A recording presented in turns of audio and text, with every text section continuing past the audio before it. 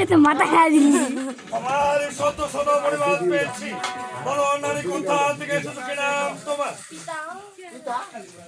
আমি কোথা থেকে এসেছি তো আমার নাম আমি কিছু জানি না। ওরা শুধু জানি তুমি আমার পিতা হও।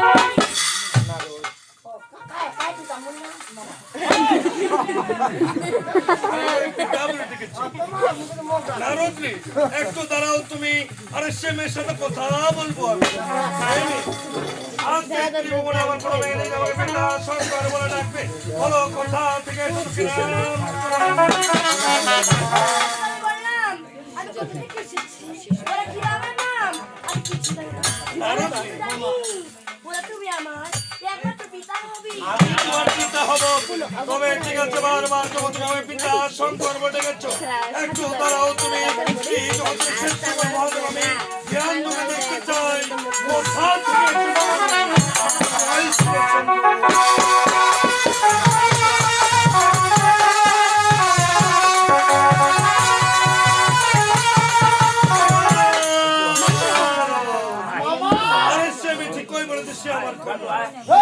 নারদরি, বলো তো কিছুক্ষণ আগে আমি কি খেয়েছিলাম?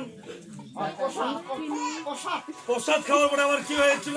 আমার শরীরটা ঘামে গিয়েছিল। আরে সে ঘাম তুমি কি করেছো? তোমার খেতে দিয়ে সে ঘাম মুছে আমার মনকে সম্মুখে দিয়েছো। এই নারদ, সেই ঘাম থেকে জন্ম হয়েছে অপূর্ব। আজ তোমার বিশ্বাস হয়েছে তুমি আমার কন্যা, তাই তোমার কাজ করতে হবে মা। তোমার বাবার বাক্য নিয়ে যাও, তুমি সে কন্যা করেছি, আর আমি নারদকে নিয়ে যাবো।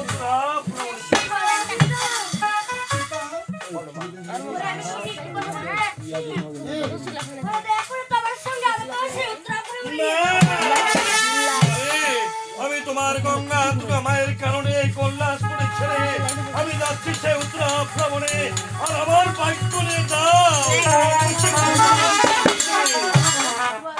হ্যাঁ মা, তুমি আমাকে প্রাণ ভরে আশীর্বাদ করো। ওরা আমি যেন আশীর্বাদ করলাম আমি, তাও তুমি সেই কৈলাস।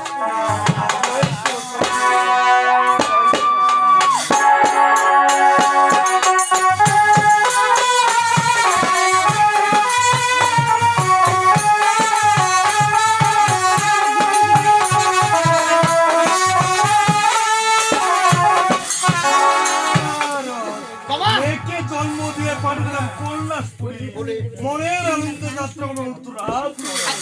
তবে দেরি না করে তোমার অদৃশ্য জয় শ্রী